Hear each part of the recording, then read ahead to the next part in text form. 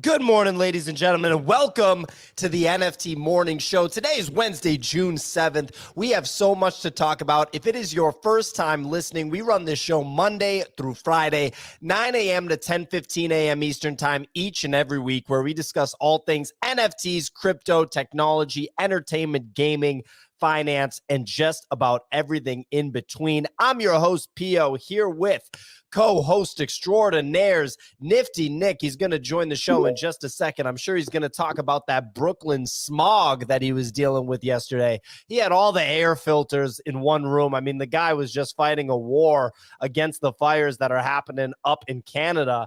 We got Kicks, the CEO of Crypto Raiders Gaming Studio. Yeah, they just put out Cyber Stadium. That's no big deal. Let's go. Let's go. It sounds like they're cooking up something else. This guy knows gaming. This guy's working on it. He's pushing it forward. Absolutely love to hear it. Easy Eats Bodega, the host of GM Market Talk, the dog behind BoDoggos NFT project, dropping on Solana real soon. This guy showed up to the Bitcoin show yesterday. It was much appreciated, talking shop about Ordinals, BRC20s, and all of that stuff. I mean, the guy's a day trader extraordinaire. What more do you say about him? Signal, the host of Artist Spotlight at the Nifty, the weather reporter in residence over here, the author of the weather report. I mean, she's a coder turned content creator. We wouldn't be able to do the show without her. Love having Signal on the team. We got Spencer of Spencer Ventures representing for institutional capital in the NFT space. He told you about OmniForce. You didn't want to buy it, but you know, what can we do? You can't be saved. Spencer tried. Clemente, producer extraordinaire, the man behind the scenes, putting the show together. Wouldn't be able to do the show without him. And last but not least, we have Bunny. Bunny, your bio just says the SEC hasn't sued anyone today yet. Yeah, hot start, dude. I mean, better than the last couple of days.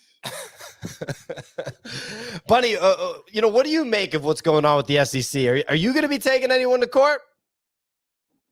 I'm not taking anybody to court, dude.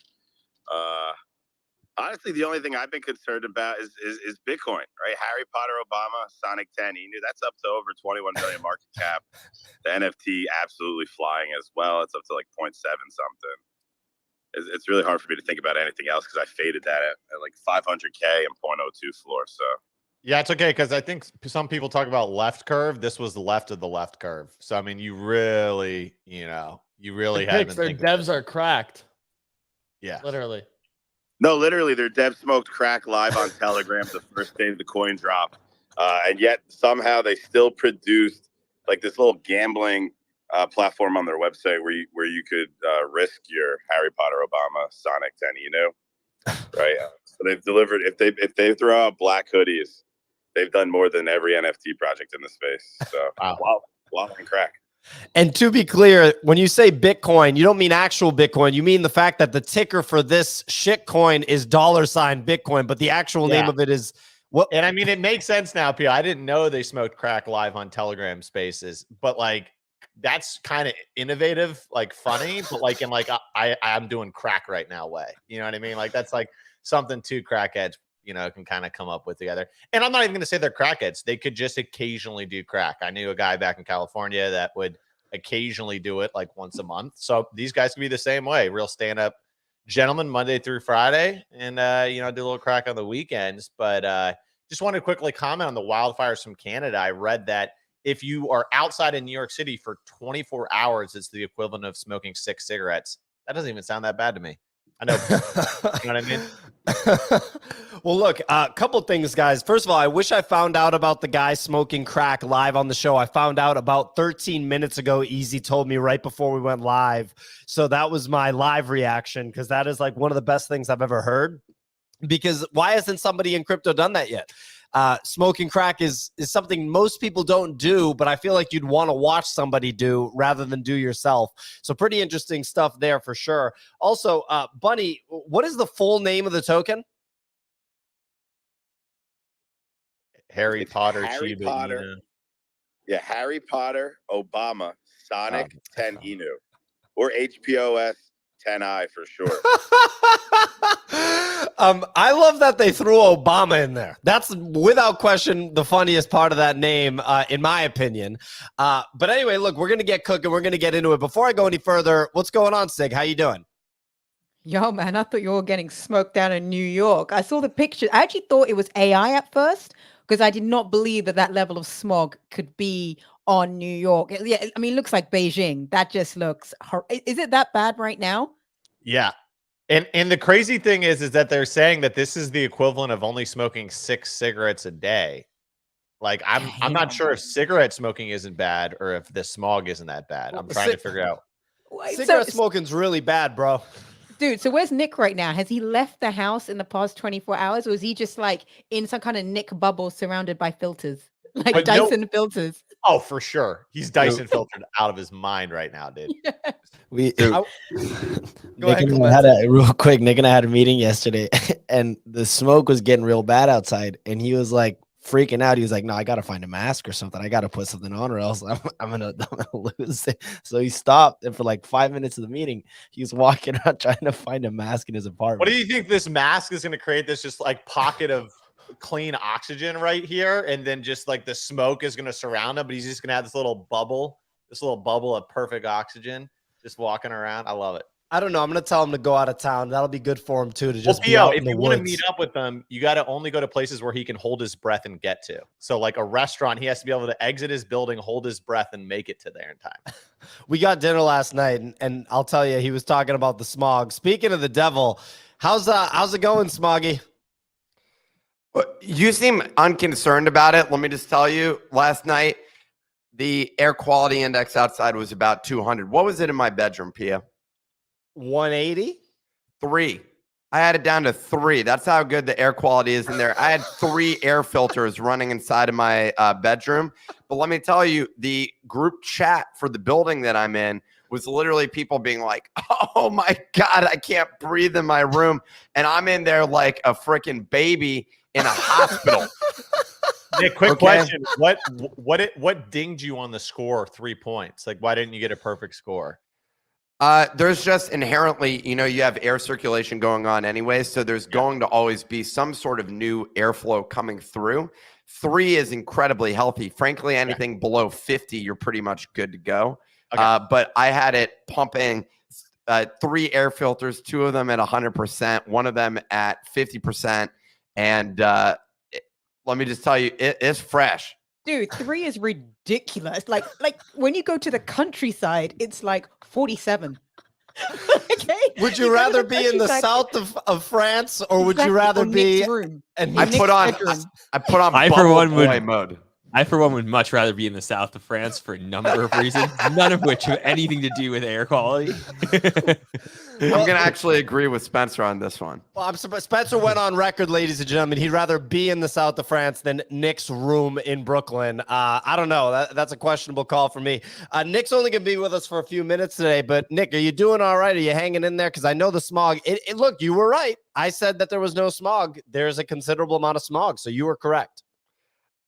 Look, when it comes to a life quality control, your boy is prepared for pretty much anything. 3 air filters is extreme. I have 1 in each room usually, but then last night what I noticed was this uneven or this even distribution was actually causing them to work harder. And so instead, what I do is I carry them with me to every room that I go to, although it's not in this one yet. But after I get off this show, I will have multiple air filters sitting in this room so I can just optimize my workflow.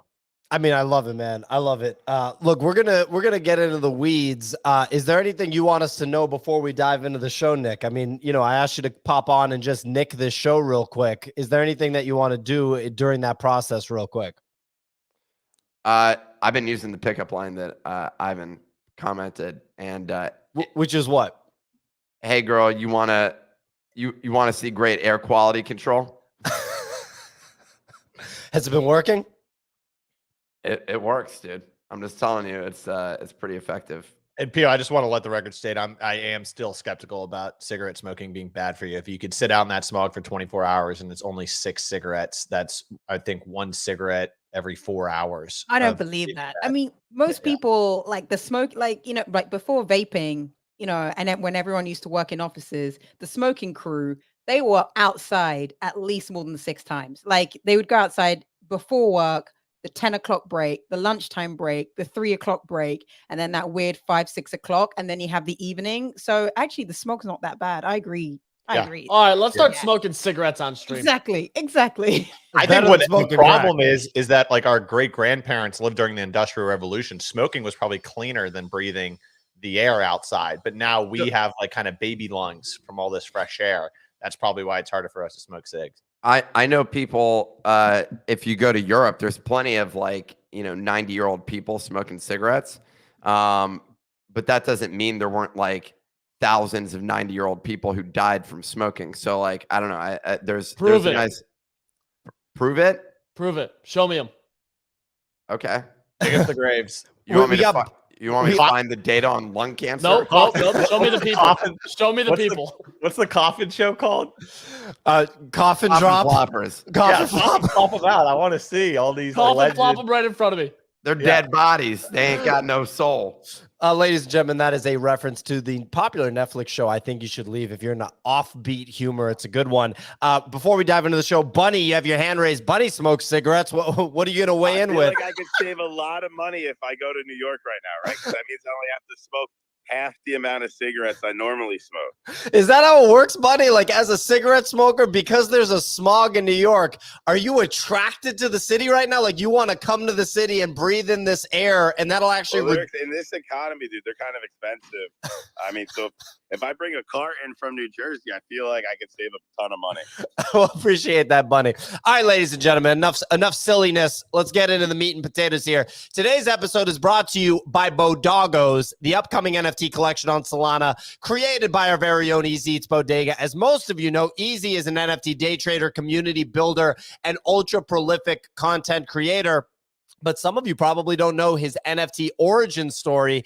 Easy entered the NFT space in December 2020 through NBA Top Shot, before I even got in, and the Solana NFT ecosystem in September 2021. What drove him to join was the transformative potential of NFTs to basically disrupt how we interact with each other in the digital world. Sorry, is that just a lie? Did Clemente write that? What? Like, let's not fucking lie here. Easy got in for the money, baby. Like, are you kidding me? For the transformative ability to connect. Can he finish the sentence? Can he finish the sentence? Finish the sentence. Let him get the rest of it. Can he finish the sentence in? Go out into the smog. Gio, you were saying? And the opportunity to achieve financial freedom. I mean, I think we're all there you go. See, you gotta interrupt him. Gotta cut him off. Gotta ruin the whole spiel. He just went boom like he's Jimmy Butler hitting a fourth quarter three. It was a half a sentence, Clemente. Calm down. To give you guys all context on the Solana ecosystem, this is before DGods dropped. This is 3 weeks before SMB minted and before Magic Eden was even an option for a marketplace. This is before you were born. This is basically before you were born. For some of the Solana audience, it could have been. Hell yeah. If you fast forward 2 years, Easy at this point has created a huge catalog of content. I think everybody knows that. He's put thousands of hours in exploring NFTs and crypto, the highs, the lows, and just sharing his insight with everybody, every day. If you follow him on Twitter, I think you know that. GM, Market Talk, Web3 Made Easy, the Twitter threads, the YouTube comments, content. If you add up all the viewership and you look at how much exposure he's gotten to the NFT audience, it really is something. But the thing that's missing is the ability to actually use the technology to tell a more immersive story. So he wanted to create a system where his community could actively participate. That's where BoDoggos comes in. And after, at this point, literally 12 months of planning and a whole bunch of hard effing work, it's more than just an NFT collection. I mean, it's just a testament to collective success and ambition. It's a platform for those who believe in the power of this tech to change the world, that want something different, just like Easy did. It's a movement for the hungry Solana community that are creating their own future. So to learn about how you can participate in the upcoming drop, check out the pinned tweet for a BoDoggos mint guide. guide. Clemente's got it pinned to the show. It's going to walk you through the different ways you can get allow listed, including challenges, collabs, and more. The easiest way is by owning a Nifty portal, giving you a guaranteed BoDoggos mint, and it's going to give you access to our follow-up Ethereum PFP that follows BoDoggos. Stay tuned for day 3 of BoDogmas at the end of the show, where we're going to reveal today's winners and what to look for next. That's your BoDoggos pitch for today. Moving on to the weather report. Kicks, please take it away, buddy.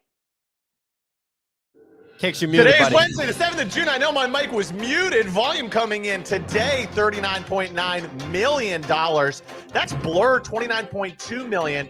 OpenSea, $4.8 million. Fun fact about the Blur volume, 60% of it was Bored Ape Yacht Club volume coming out of blend loans. Pretty interesting. Leaders, Apes, 46.8. Mutants, back below 10, 9.9. You don't believe me, Nick? You're about to find out, buddy. Punks, 52. Azuki, 17.4. Captain's 9. D-God's 9.2. Pudgy's still waddling along at 4.6. Over the past 24 hours, Twitter account NFT Statistics tweeted, despite Bored Apes having 12K eat the volume yesterday, the floor has barely moved. That's because blend participants are getting paid to bid, but not to buy. Being paid to offer loans, but not to lend. And NFTs sold from loans don't pay royalties. I'm going to need some sort of crazy Charlie matrix there to understand that. Floor has moved less than 1 ETH, still holding 83,000 floor. Pulse Chain has an airdrop giving you free copies of any tokens or NFTs you've held on the ETH network, including Ave, Pepe, Turbo, and more. It's free cash if you held your assets in a non-custodial place, so check those MetaMask wallets. Sproto Gremlins from the crack kings of NFTs, also known as the Harry Potter Obama Sonic 10 Inu meme coin, we're up a casual 600% in 7 days. They were 0.02 on June 1st. Smoked some high-quality crack. They're now up 35x since then. Is there a correlation there? We'll get into it on the show. Lastly, Guttercat Gang announced a partnership with Puma and basketball icon LaMelo Ball. The team will release an NFT later this month for $175, which can later be redeemed for a sneaker in July. Quickly looking at crypto, Bitcoin 26.8, ETH 1800, Solana 19.9, Ape 2.9, SEC took us down and we rebounded. Back to you in the studio. Fantastic weather report as usual. Kick some updates from the Nifty Daily Digest. You can subscribe at thenifty.com. That's also the platform you need to have an account on to claim the free NFTs that we give away regularly on this show. As everyone knows, the SEC has filed a lawsuit against Coinbase alleging that it operates as an unregistered broker and exchange and classifying 13 of its listed assets as crypto securities, seeking to permanently halt Coinbase from such actions. Louis Vuitton, the renowned luxury brand, is launching Treasure Trunks, a limited collection of soul-bound NFTs priced at, get this, $41,600 each, offering owners exclusive access to future products and experiences. 41,000? Are you not excited, dude? Think. Look, the Tiffany's necklace was $55,000, and what did you get? 5,500. No, it's 55,000. 55,000? Yeah, that's how much those necklaces are, dude. Yeah. And what In did this you economy? get? And you got all you got was a gorgeous custom Tiffany necklace. What do you get for this one? A box that's soulbound. You get exclusive access to future products and experiences along with entry into a community of fellow holders. You This do is get the dumbest fucking idea. They give you ever. that box. You get the physical one. Apparently, it's like historically these are known to be really valuable.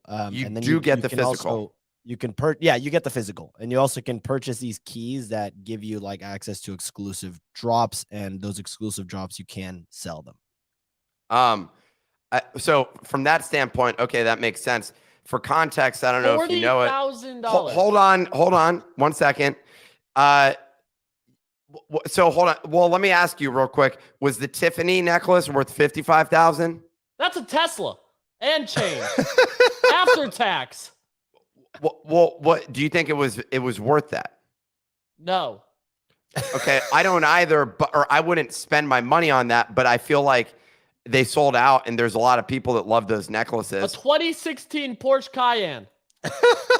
Okay, and then You go on 2016, Carvana. Yeah. Hyper-specific year and model. I went on CarMax and bought a used car. Kelly but Blue the, Book value. with 60,000 miles on it. 32,816 miles, 2 oil changes, and 1 rear bumper accident. So in terms of the box, that's how Louis Vuitton got started, by the way.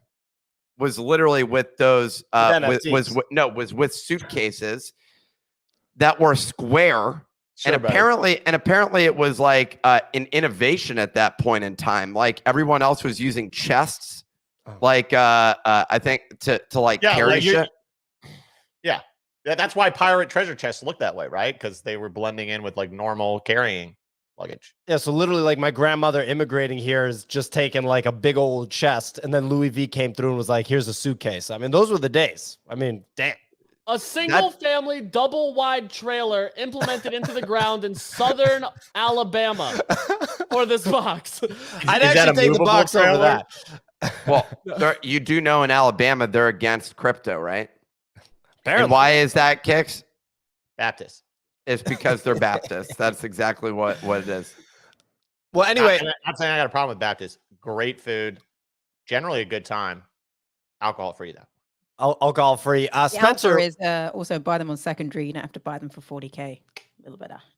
No secondary, they're soul bound. No. Like you buy vintage ones, you don't buy brand new. But anyway, there is like a whole thing here: low supply, yada yada yada, exclusive community, and I'm not. Yeah, look, it's a specific demographic which will want to buy these high net worth individuals, yada yada yada yada. So it's just like you can't really knock the price because it's Louis Vuitton and they know who they're catering to. So, but still, 40 grand, I'm with easy, man. I'd rather drive away with a 2017 Porsche. No, not Porsche. It's like a Mini. I want like a Mini Cooper. There you go. Oh, you can get a You good can one. get 2 Mini Coopers. 1.5 if you got to add in the boosters. Oh yeah, they gotta ship them into where you're at. Over here, we get them pretty easily. Spencer, on the institutional side, is there interest in this Louis V thing or just nah? I mean, it's soul bound, right? Yeah. So like you can't really trade it. I like Louis V. I think they've got a good grasp on things. I got to look into it more. I'll be honest. I think that the big brands coming in, though, we've just seen a pattern of like, okay, we are a consumer here, which is fine. I like consuming. I, as a matter of fact, very much like consuming. As a good American, it's one of my favorite activities to do. But as an investor, with my investor hat on, I don't know if this does well as a speculative asset. It may, the physical may, but it's a little bit tough for an investment fund to hold physical items. Yeah. And so is it worth me trying to buy this Louis Vuitton item, store it? Maybe I need insurance on the physical asset. Probably not. I'm not, it's not the thing that I do. But it does look nice. I mean, they're pretty. They're stunning. If I actually have like a 1972 Louis Vuitton's, it's not a trunk because it's actually a suitcase and it's curved. It's not square. And I bought it like vintage, and I can tell you, you open this up, the craftsmanship on this work is absolutely stunning and beautiful. Like you cannot fault them for the final end product. However, like I think the biggest thing, as like Spencer is saying this, it's soul bound, and then when the following products, you have to buy these keys, and then you don't even know what you're getting like after that. And what we've seen with other brands of that echelon who have come in, most of them haven't really done drops or even manage a community in a way where you really want to champion them. And there just haven't been that many brands who've done Web3 well. So I would be really concerned to be buying an asset at that price and then sort of seeing like, do they decide 12 months later just to shut this division down? Because that's something that they can easily do. Obviously LVMH, they own Tiffany's now. We see they did a great job with Tiffany's. So we have seen that they prove that they can do something right when it comes to Web3. So I wouldn't be surprised if they get this, bang on. But still, it's quite a niche demographic, like NFTs, LV, 40 grand trunks, and then sort of the greater community of products coming later. If this was a bull market, this would sell out in under 30 seconds. Like the market conditions right now is like when ETH was trading at 5K, this thing would be cruising. Like It's just going to be tough, I think. It's going to be different. That trunk that Signal has sounds bougie AF. I mean, No, I would love to see It's that. not a thing. trunk. It's actually a suitcase. It's in the other room, but We need like a special theme song for Posh Signal. No, Posh Signal coming in, making us feel poor. Posh Signal.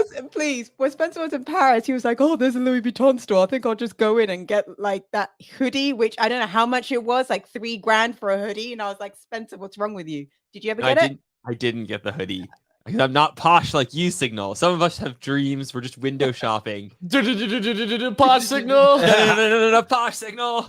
We're gonna make a Posh Signals theme song. I also love the idea of American Spencer just going out and consuming things like a good American does.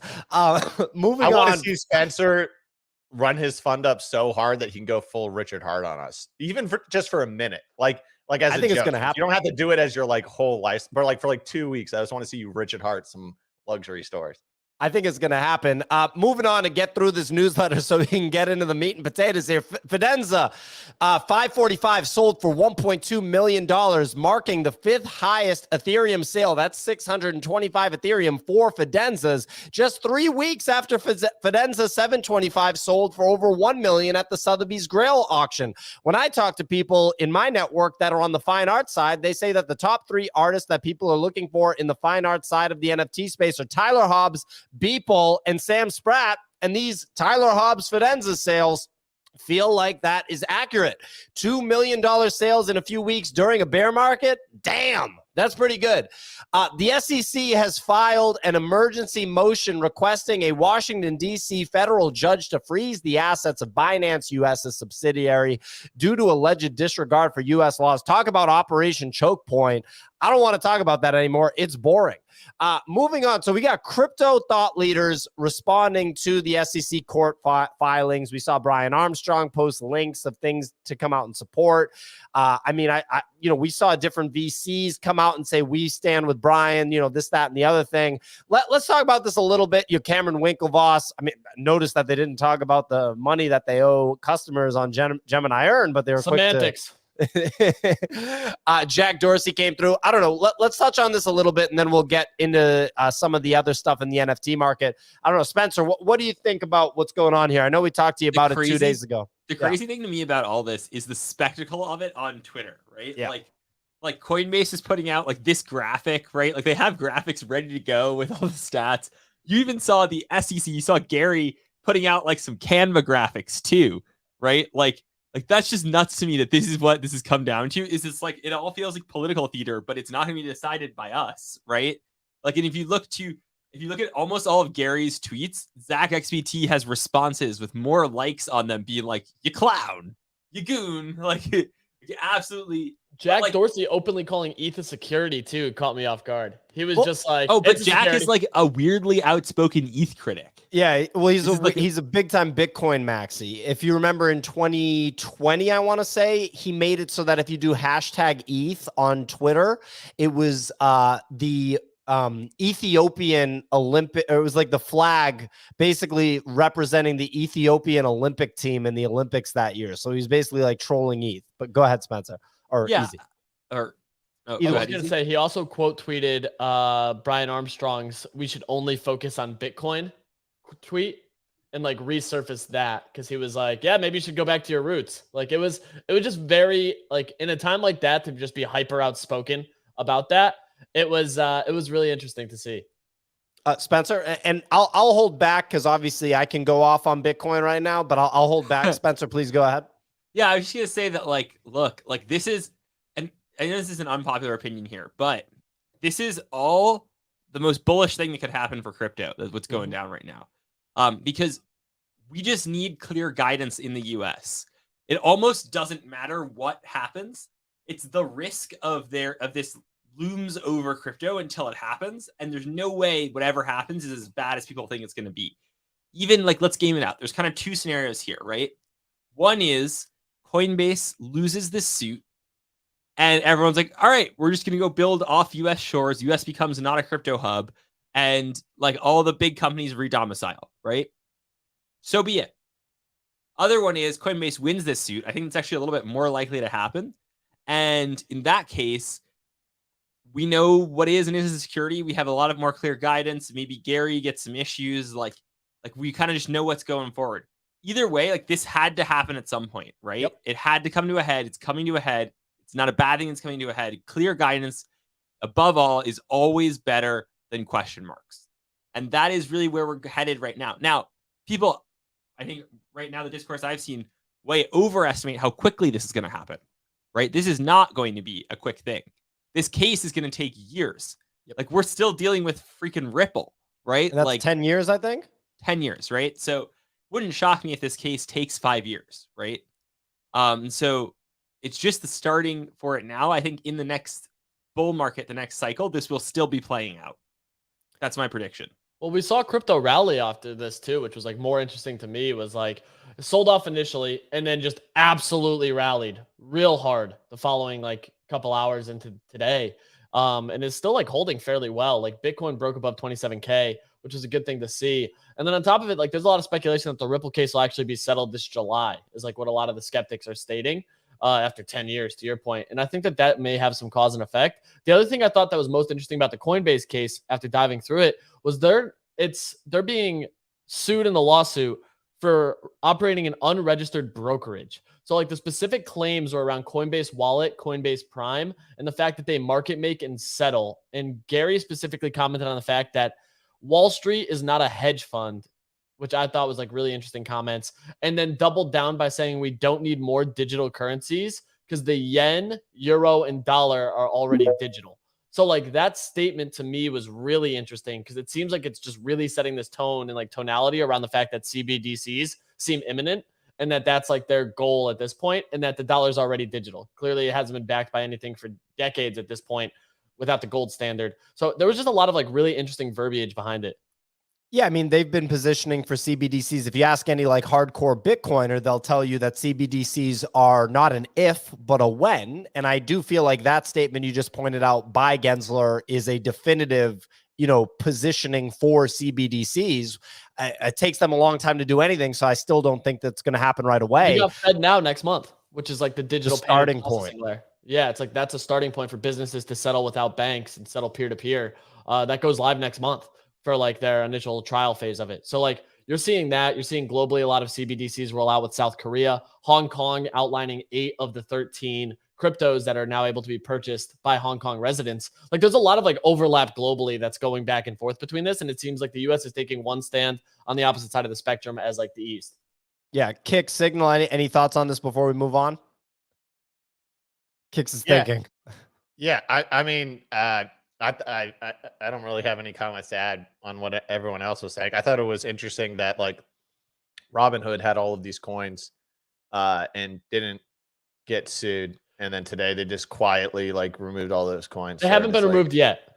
So they're saying that they might do that. It's a worry right now. They're saying they came out with statements saying that there's belief that they could put a pause on all outlined potential securities from being bought or sold on there. So like Solana, for example. Solana, Cardano, Matic are the 3 specifically that they mentioned. Wow. Well, Robinhood, always looking out for the people always looking out for the investors, right? And they have been doing that since the GameStop thing. Damn, that's pretty tough. I think, and also I think it'll be interesting to watch where some of these CEOs of these exchanges have meetings in the next, like between now and like end of summer, just tracking where they are in the world in terms of meetings. And I think you're going to see a lot of these CEOs have more meetings in Singapore and Hong Kong. Like Coinbase is in DC right now, legislating in front of the CFTC for the commodity side of this. Like right now, Brian Armstrong and their chief legal counsel is in DC for meetings right now, which I was like, that's just very interesting timing to see this go down while they're literally in front of the CFTC and being sued now by the SEC. It's fascinating to me. The other thing that I thought was real sketchy was the open interest on Coinbase put options. So for context, somebody took out $10,000 in out of the money Coinbase options and turned a $10 million profit yesterday. Damn. Wow. That was a good trade. That was crazy. Well, look, if we look over at the NFT market, Sproto Gremlins is without question the biggest that's the biggest winner of the past 24 hours, right? I mean, like past 48, past month, that's got to be the biggest winner. Bunny literally DM'd me and said, I like the art at 0.02. Coming from a crackhead, he knew it. He got it spot on. Kudos to him. Neither of us bought it. But oh, Bunny, you didn't buy it? You didn't buy the Sproto Gremlins? No, or the coin. No, none of it. Yeah, I mean, buying the coin is a tough sell for me, but is the Sproto Gremlins at 0.02? I actually, I feel like if I had seen this, I would have been like, yeah, I'll take a swing on this. You know, you never know. But, you know, we've talked about Yuga season on this show a little bit. And so Bored Ape Yacht Club recorded 12,000 ETH, about $20 million in a 24-hour span yesterday. And that's secondary volume. The 4 collections following Bored Ape Yacht Club in volume combined for less than 3,500 ETH in volume. So that's, you know, 25% of the volume, more or less. The majority of the Bored Ape Yacht Club sales are from the Blend wallet, and there are no royalties paid on sales from that wallet. So effectively what's happening, people are doing the BNPL, the buy now, pay later loans with Bored Ape Yacht Club, then wash trading them with with a zero cost basis because the royalties are zero. So Bored Ape Yacht Club is taking the lion's share of the volume compared to other collections, which then increases the share of bid loan blur points that are given out. I mean, Spencer watches Blur closely. You know, what do you make of this? And then we can roll this kind of discussion into when we think Yuga season is positioned to return. Yeah, I mean, this is the whole BNPL issue, is that like people have to sell their BNPLs, right? Because what happens is, even if you get a 0% interest rate loan to buy now, pay later, right? You're gonna that's gonna get refinanced at some point because the lenders don't really want to give those loans. And so, you know, people are using this, like you have to understand the most important thing to getting what's going on Blur is that Blend is an options product, not a lending product.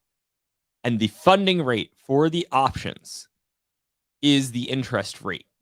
And so whenever that adjusts, and that could be adjustment in lending, adjustment in prices of the underlying asset, you have a bunch of cascading defaults and people have to pay back their loans, and they do that by selling. So it's just interesting to watch what having a very prominent options protocol does to the entire ecosystem.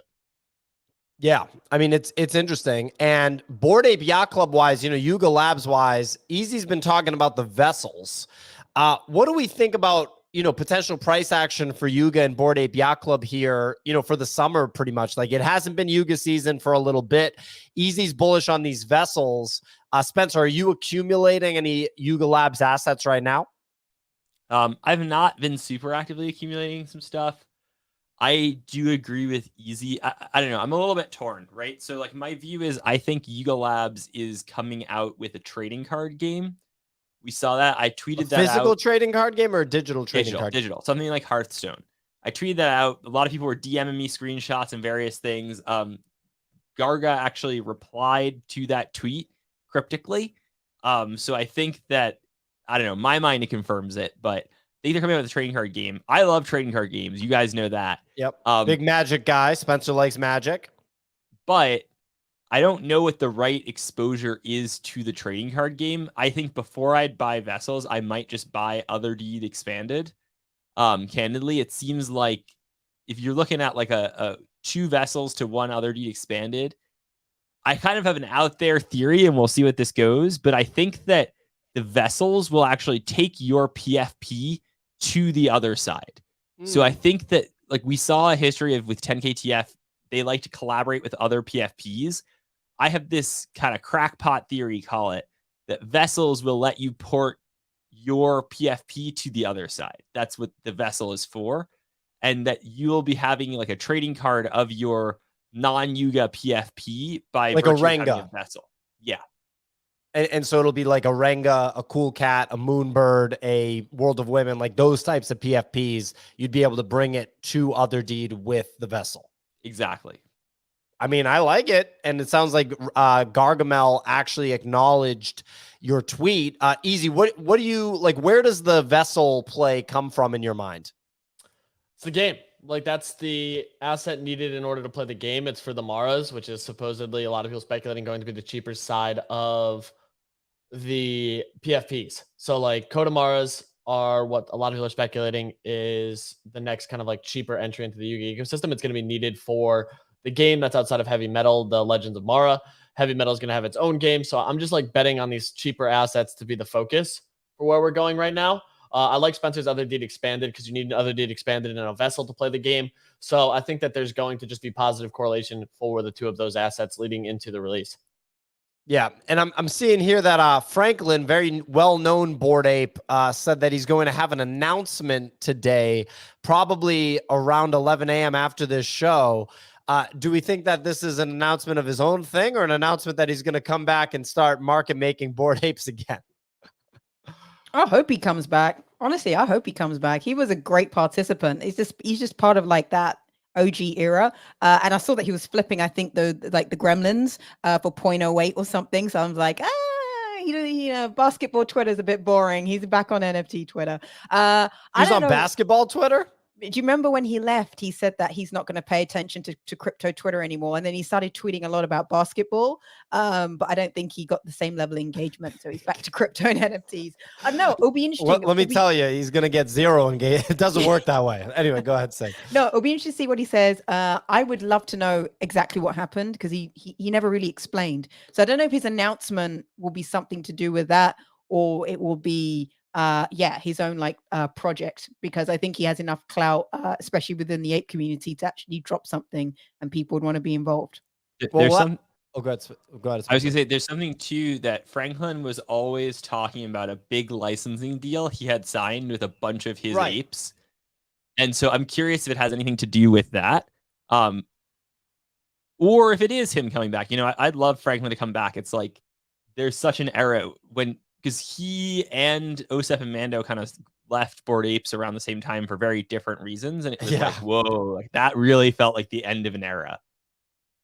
I mean, certainly. I mean, well, the OSF and Mando era ended with a monster $9 million single click of a button trade. So that was definitely a cool way to exit. Franklin's was obviously a little bit different. Look, when I look at the top collections on OpenSea right now, the top collection is Azuki, and we have the Vegas event this month, that everybody there is looking forward to. Other than that, like, what are the major storylines for June that NFT traders can look towards? Azuki IRL event is going to be one. DeGod Season 3, Ute Season 2. Ether minting at the end of the month, one of the most anticipated mints from over the last year on Ethereum. Solana's got a handful of mints. Obviously, the dogs, I got preference towards, clearly. On top of that as well, I mean, from like the ETH side of things, I think we are starting to see this shift. Like these Sproto Gremlins have made people kind of like excited again for Degen Season 2 to an extent. And I just think all it takes is like one quality announcement that a lot of people have been kind of sitting back on that could just start to send some of these key things. And like you kind of look around and it feels like a lot of projects have been almost sandbagging stuff going into this. It's something I'm excited for. Like we had Pudgy's big announcement in May. We now have DeGod's big announcement coming up and like what their future plans are. Ordinals are continuing to gain traction and we're seeing a massive increase in net users. So it just feels like the meme coin season has really slowed down and some of the liquidity is cycling back to NFTs. On top of that too, like outside the space, I'm just looking like heavy at Apple and like what the next crypto game is going to be. Like NFL Rivals is gaining a ton of traction over there and gaining market participation. Like I've personally been playing it in my spare time. Like last night I ended up playing it to like completely addicted to this stupid mobile football game. And every time I log in now, it says your wallet has digital collectibles, link mythical account. So it's like hyper focused on making that clear, but they don't mention the word NFTs. Obviously. On top of Axie, Step In, Apple Pay for those assets. Like there's a lot of really cool stuff going down. And I feel like go ahead, Spence. I was gonna say I feel like we haven't talked at all about Ether, and I think that's an interesting one. The thing that's interesting to me about that is my understanding is the mint price for that is 1 ETH. 0.65. They adjusted the mint price. They lowered it because of the feedback. Whitelist is 0.35, or if you take a 10-week lockup, if you have whitelist, you get the NFT for free. Oh, interesting. Yeah, so first time we've seen something like this. Instead of a pre-sale, basically if you leave it in a custodial wallet for 10 weeks and then receive it after, it's a free mint. V, the founder of Ether and the artist behind it, has come out and said if you mint a 1 of 1 and you have your lockup, he will unlock it for you if you want to recognize liquidity on that, understanding the hype and speculation. But for anybody who doesn't pull a 1 of 1, it's a 10-week lockup, free mint. Whitelist is 0.35, public is 0.65. Spencer, And for the record, Valhalla, I think, did this first. If I remember correctly, Valhalla, you could buy, like, I think 10% of their supply, you could buy at half the price of mint. So instead of 0.5 ETH, you could have bought it at 0.25 ETH, but you were locked up for like a 3-month period or something like that. It's definitely an interesting model for sure. I feel like it's a little bit of a gimmicky kind of thing, but whatever. and Spencer, are you like deeply interested in Ether? It's definitely, I would say, one of the most hyped things coming out that I'm looking at. Like, I wouldn't underestimate the amount of hype around Ether. That being said, I think part of the hype around it has to do with people being a little skeptical that it's going to mint out. Interesting. Yeah, I mean, and there was another collection maybe a few months back that was similar, where the mint price was maybe it was Valhalla. What was the Valhalla mint price?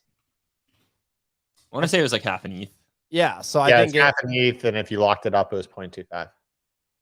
well, there you go. So we'll see what happens with Ether. On the Ordinals front, Easy brought up Ordinals. We did a show yesterday. The Bitcoin show was solely focused on Ordinals. There is a tremendous amount of interest. In fact, I'd be willing to say that the area of the NFT space that, broadly speaking, has the most interest right now is Ordinals. Someone referenced that when CZ was asked earlier this year, what's the thing in crypto that you're most excited about? He said NFTs on Bitcoin. So that's, definitely something to think about.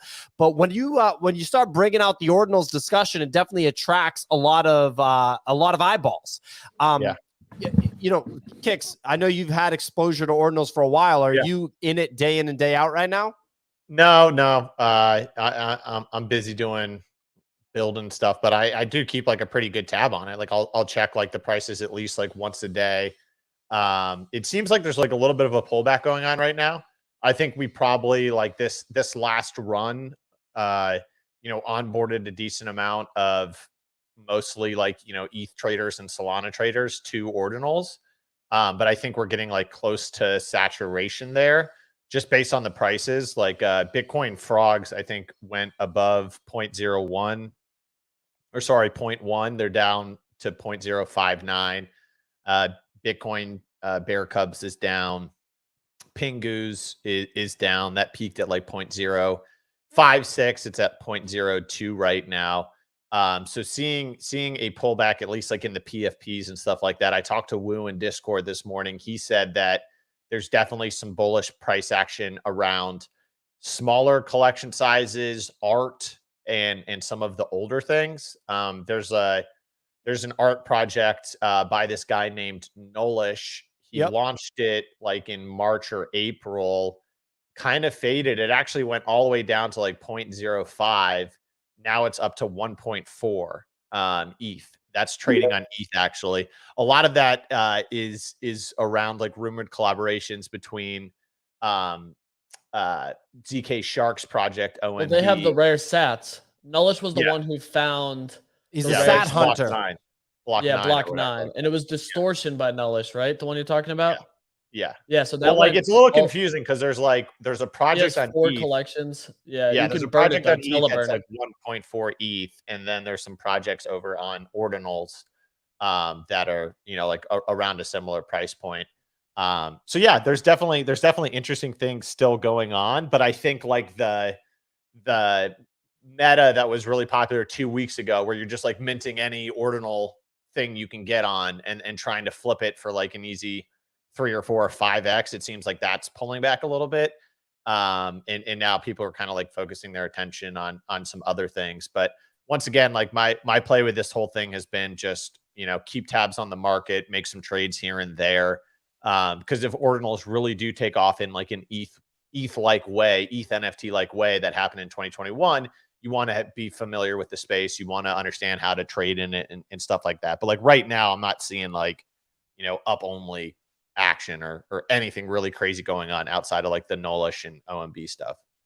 And also as well, like Pierre, I listened to the Bitcoin show yesterday, and I think it was Leonidas who said this when you asked the panel which collections do you like on Ordinals, and I believe it was Leo who was saying like he didn't want to give specific names, but he wanted to give a framework. And what my takeaway was from that was that it's complete. It's like it's so different to ETH, where rarity is just deemed by the founder that, you know, like whatever, gold skin, or like maybe it's generative art, or like the rarity is essentially embedded by the founder, whilst on the ordinal side it's very much on the tech side of things. So you've had that period where it was like low inscription numbers. Now you have the people who are like hunting the rare sats, and then the guy from Lixor who was talking about, it was actually stuff that I didn't understand, but it was just like, and that was the whole point, to understand the underlying technology, so you understand what rarity is in that ecosystem, so you understand when a collection is coming out and they say they do XYZ, looking beyond the art and actually understanding, okay, this is why this collection might have hype, nothing to do with, you know, a cartoon animal, but the fact that it somehow uses Bitcoin technology in an innovative way that nobody has done before, and that is why it's considered OG. So I thought the framework of thinking about collections on ordinals versus on ETH, and what Leonidas was saying, was a really good point. Yeah, and I'll throw to Clemente in a second, but I want to point out, because I don't think we've actually talked about this on this show, the concept of rare or uncommon sats. So for people that aren't, familiar with Bitcoin, one Satoshi is a fraction of a Bitcoin. It's 0.00000001 Bitcoin. Okay, so it's a very small fractional amount of Bitcoin. And so there are uncommon sats and rare sats. So an uncommon sat, Clemente has the guide that Leonidas published here on the screen. An uncommon sat would be the first sat of each block, right? So when Bitcoin miners are mining Bitcoin, they mine it in blocks, and each block, the first sat is uncommon, which actually means that the majority of uncommon sats have yet to be mined. So you have a long future of uncommon sats being mined.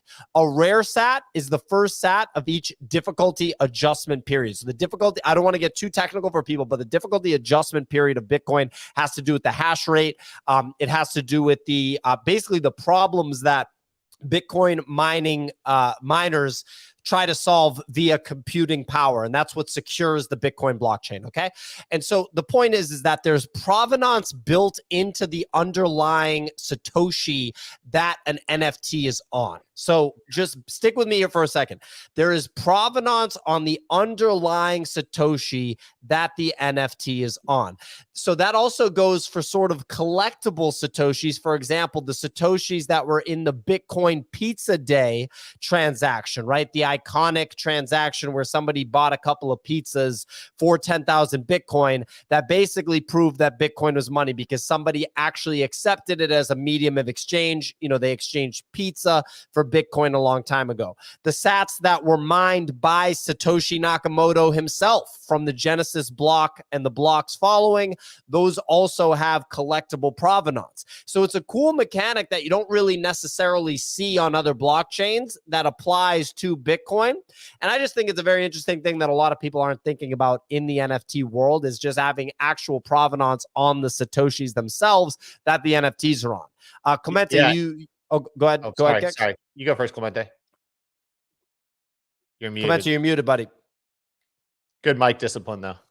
The only thing I was going to share as far as the technology aspect, I saw a lot yesterday, PO, of people saying like, oh, I tried minting this BRC20 token, horrible UI, because they're coming from this like ETH, I think, ecosystem that they're so used to. And like, for example, this morning, and this is just to say how far the technology still has to go, is like Xverse, the Bitcoin wallet, basically had a bug that caused the wallet seed phrases to be stored non-encrypted in people's computers, right? So if your computer was compromised, even if you didn't have your wallet, even if you didn't have like your wallet on your notes or whatever, like people could find your seed phrase there, right? So it's just like they fixed it, or I think it's pending Google's approval, but like this to show that like we still have so much farther to go on the Bitcoin side, and this is still so early that like this stuff takes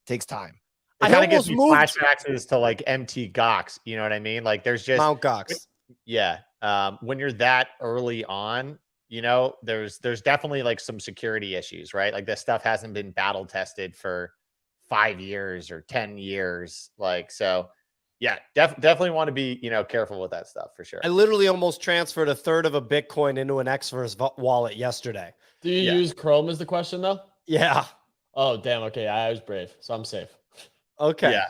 Yeah. So it's definitely, definitely. And I won't be surprised if more stuff like that happens, because that's also a consequence of moving fast, right? When you're trying to move fast and innovate and catch up, like mistakes can definitely happen. And when there's also less of a developer community that's like auditing these things and checking these things.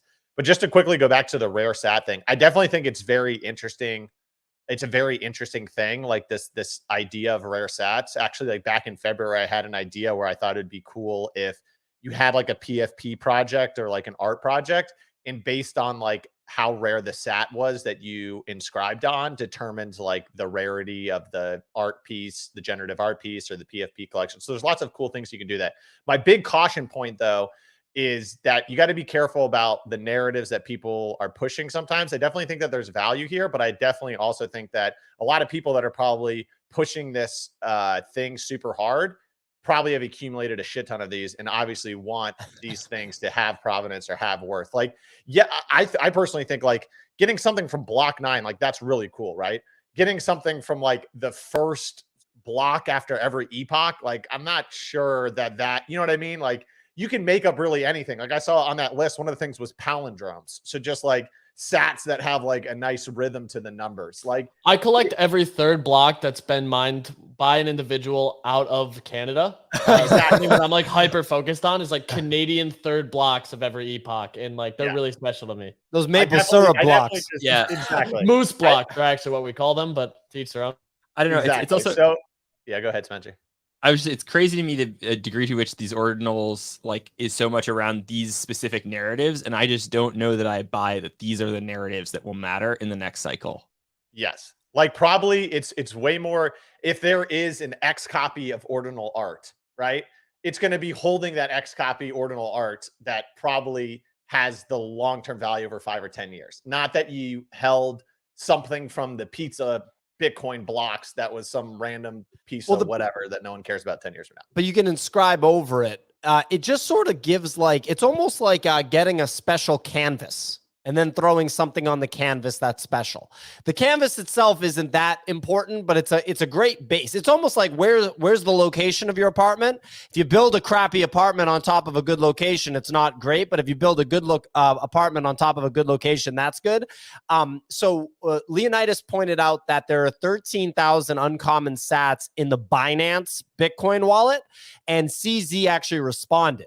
And Leonidas was like, it'd be cool if you did a 10,000 supply PFP collection on those uncommon sats. And I was like, that does sound pretty cool. It has to be a good PFP collection, but that's like a good base to put the PFP collection on. I'm not saying that those uncommon sats are everything, but it definitely positions you well to have a good collection. Clemente? I just thought it was so interesting that people were essentially they found all these uncommon sats that Binance had in their exchange that they were holding, and they were basically taking transferring Bitcoin from Binance to their wallet, going through and like treasure hunting, basically trying to find these rare sats, sending them back, and then just cycling them back and forth. That's what's going on right now, which I was like, what the hell is going on?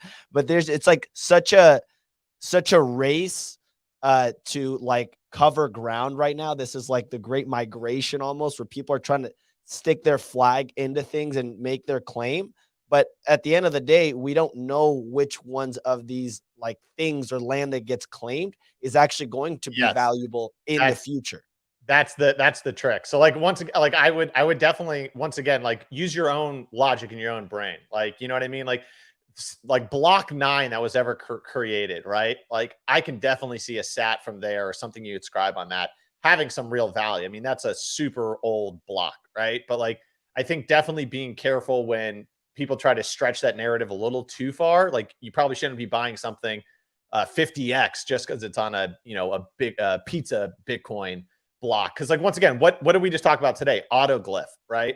Autoglyph sold for $1 million. Autoglyph wasn't like the first Ethereum NFT ever created, right? Bored Ape Yacht Club, they're worth $80,000. It's not like they were the first PFP project ever to get on the market.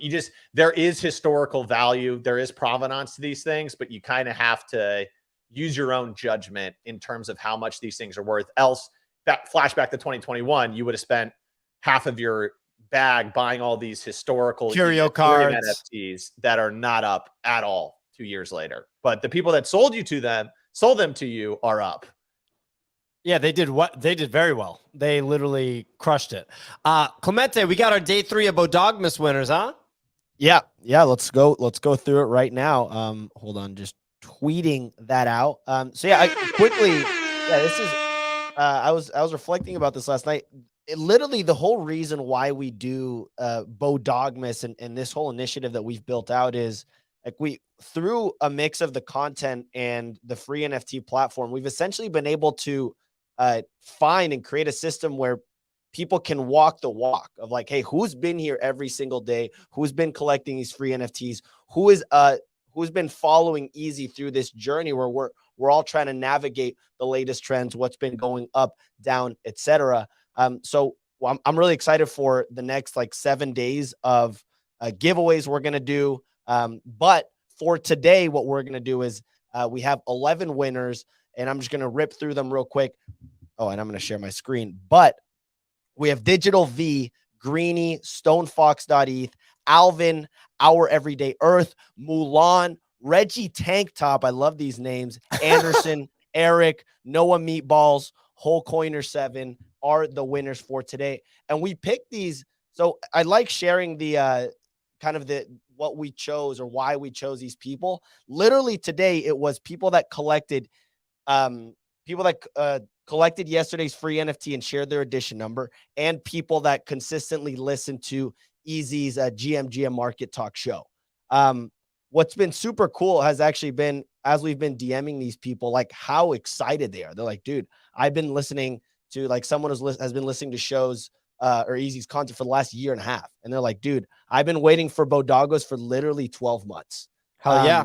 So it's cool being able to like pick these people and having the content that they've been following, because at the end of the day, we believe that these are the people that are going to champion the BoDoggos brand going forward and are going to be like the advocates for whatever comes out in the future. And they're going to be playing a role in how this all rolls out. Hell yeah. No, I can't Woof. wait. Woof. Ooh. I don't know. Wolf. Wait, I like Signal's woof. Wait, Signal, can I get a woof? No, it was going to be louder. That's the best one. That is the best one. That sounds like an actual like dog's bark. That's pretty good, Signal. My dog got me up at 2 a.m. last night unexpectedly. I had to go out with her at 2 a.m. So that was interesting. So we got this free NFT right here that people are going to get privately DM'd about. That is Buddy letting you into the bodega. That means that you're on allow list 1. That is a guaranteed mint of BoDoggos, which is coming soon, people. Clemente, anything else that people need to know about this?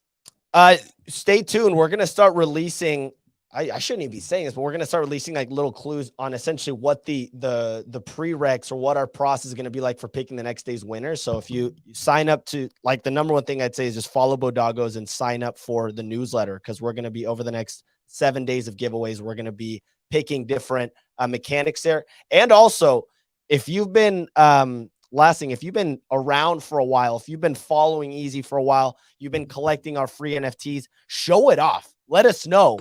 What's your claim streak? How long have you been around for? Did you collect the very first NFT that we dropped, the free NFT that we dropped? How long have you been listening to Easy's content for? Let us know. It's been really cool seeing how long some of these people have been sticking around for, and giving them a chance to mint BoDoggos. So hell yeah, look out for a DM if you won. Hell yeah.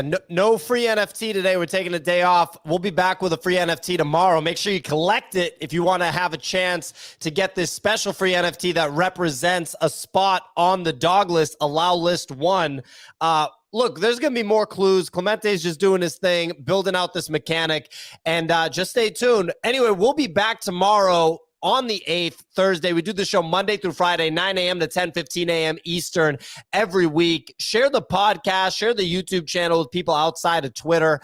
If you've never watched on YouTube, check out YouTube sometime if you want to see the people that are participating on this show. Anyway, we will be back tomorrow. Make sure you follow everybody that speaks on this show. And look, pay attention to what we're doing with BoDoggos. The time is coming near. Thanks for listening, everyone.